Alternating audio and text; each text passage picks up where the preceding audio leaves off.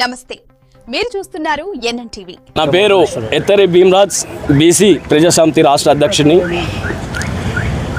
బీసీల జాతిపిత tiger or కృష్ణన్న మేర కోసం ఈరోజు బంద్ పిలుపు ఇవ్వడం జరిగింది. రేవంత్ రెడ్డి గారు ఫస్ట్ రాహుల్ గాంధీ వచ్చి బీసీలకు 42% ఇస్తా అన్నాడు, అది కన్నుమరుగు చేసినావు. నెక్స్ట్ స్కాలర్షిప్లు అన్నావు, ఇంతవరకు వాళ్ళకు విద్య, వాళ్ళకు ఆరోగ్య, వాళ్ళు ఏ విధంగా బాధపడుతున్నారో తెలుస్తలేదు. వాళ్ళ స్కాలర్షిప్ వేయాలన్నా కూడా నువ్వు ఈ ఎస్సీ బీసీ మైనార్టీలని చాలా చిన్న చూపు చూస్తున్నావు రేవంత్ రెడ్డి గారు. అదే ఇంకో నెక్స్ట్ గురుకుల్లో ఒక ఆఫీసరు 3 సెక్షన్లు చూసుకుంటాడా? నీది ఏం పాలన? నీది ఎక్కడ పాలన?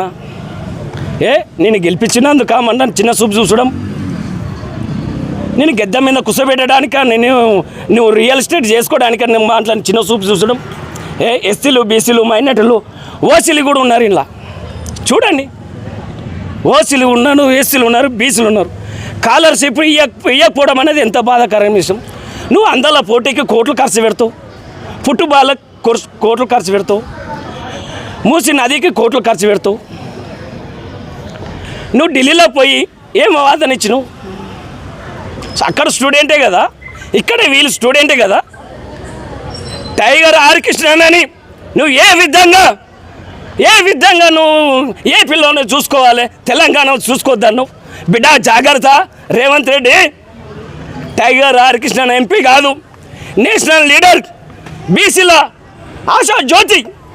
నువ్వు ఏ విధంగా అన్నావు తెలియదు కానీ రేవంత్ రెడ్డి ప్రస్తుతం జాగ్రత్త. ఈరోజు ఇంత చినుకుపోయి వర్షం అవుతుంది. సముద్రం వరద పోయి సముద్రం కలవాలి కానీ సముద్రం వచ్చి వరదల కలవదు రేవంత్ రెడ్డి. సముద్రం వచ్చిందంటే తట్టుకోలేవు, ఖబర్దార్ బిడ్డ అని చెప్తున్నా. ఎందుకంటే చాలా ఓపిక పట్టినాం, ఇంకా ఓపిక లేదు.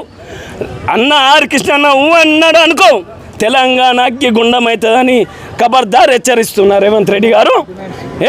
మా డిమాండ్స్ ఏమున్నాయంటే, ఇంతకుముందు గతంలో 80 కోట్లు గతంలో బకాయిలు ఉన్నాయి, అవి చెల్లించాలి యథావిధిగా.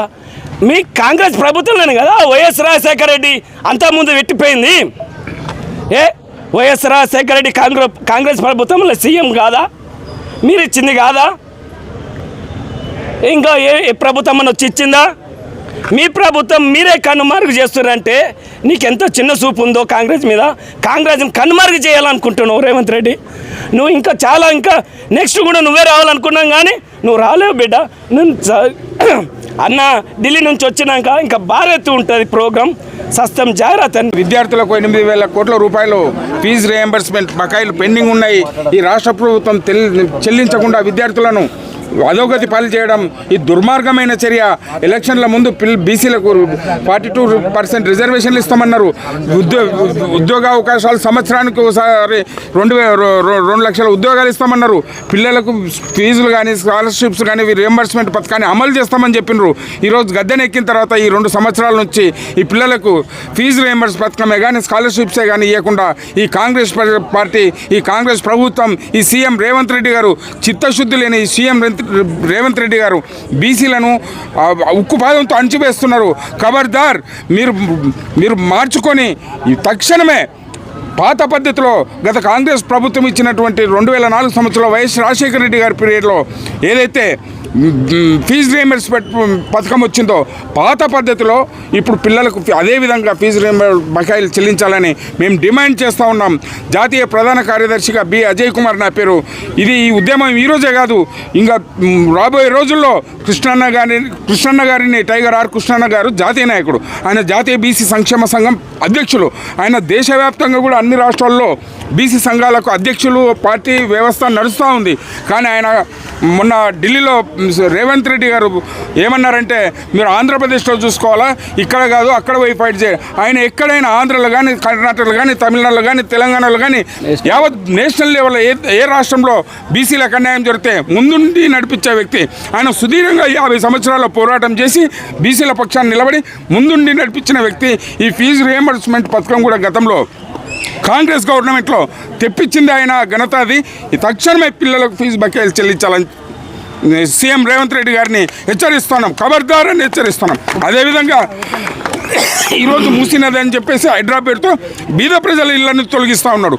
మరి అదే కాంగ్రెస్ ప్రభుత్వం 1994లో నేదురమల్లి జనార్దన్ రెడ్డి గారు సీఎం ఉన్నప్పుడు ఇమ్లీబన్ బస్ స్టాండ్ అని కట్టిండు.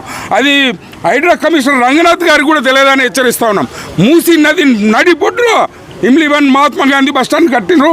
మీరు ఇమ్మీడియట్గా ముందుండి ఫస్ట్ ఆ బస్ స్టాండ్ తొలగించి అవుట్స్కట్స్లో బస్ నిర్మాణం చేయాలి, తర్వాత బీద ప్రజల మధ్యలోకి రావాలని చెప్తున్నాం. అది కనిపిస్తలేదా మీ కళ్ళకి? హైడ్రా కమిషనర్ రంగనాథ్ గారు, సీఎం రేవంత్ రెడ్డి గారు మూసి నడి మధ్యలో కట్టినారు. మీరు అప్పుడు 2095లో కోట్ల విజయభాస్కర్ రెడ్డి ఇనాగ్రేషన్ చేసినారు. మీరు ఇమ్లీవన్ అంటే చింత చెట్ల తోట ఫారెస్ట్ అది. మరి అది ఫారెస్ట్ డిపార్ట్మెంట్ కానీ డిజాస్టర్ మేనేజ్మెంట్ డిపార్ట్మెంట్ ఇలాంటి పర్మిషన్లు తీసుకోకుండా అడ్డగోలుగా మూసి నదిలా కట్టేది కాంగ్రెస్ ప్రభుత్వం, గత ప్రభుత్వం. ఇప్పుడు బీద ప్రజల ఇల్లు కూలుస్తున్నారు. ఇప్పుడు నిన్ననే వరదలు వచ్చిన, పోయిన సంవత్సరం ఇమ్లీబన్ కొట్టుకుపోయింది. మళ్ళీ ఈరోజు రేపు వరదలు వచ్చి కొట్టుకుపోతే రాత్రి బస్టాండ్లో అందరూ కొట్టుకుపోయే పరిస్థితి. ఆడ అడ్డుకట్ట వేసినందుకే ముసరాంబాగ్ కానీ అంబర్పేట కానీ ఇంకా లోతట్టు ప్రాంతాలన్నీ మునిగిపోతున్నాయి. ఖబర్దార్, హైడ్రా కూడా హెచ్చరిస్తున్నాం, పేద ప్రజల వైపు మీకు కన్ను ఉండొద్దు. ఎక్కడైతే హైకోర్టు ముట్టడేసి పేద ప్రజల మధ్యలో ఇల్లు గుట్టగొట్టడం కాదు, మేము ఈ హైడ్రాను కూడా హెచ్చరిస్తున్నాం. మీరు న్యాయబద్ధంగా రంగనాథ్ గారు, మీకు సబ్జెక్ట్ అవగాహన ఉంది కదా, మూసి నడి బొడ్డులో కట్టిన ఇమ్లీవన్ బస్ స్టాండ్ గురించి మీరు ఎందుకు చర్యలు తీసుకుంటలేరు? తక్షణమే తొలగించండి, మీకు దమ్ముంటే సవాలు ఇస్తూ ఉన్నాం.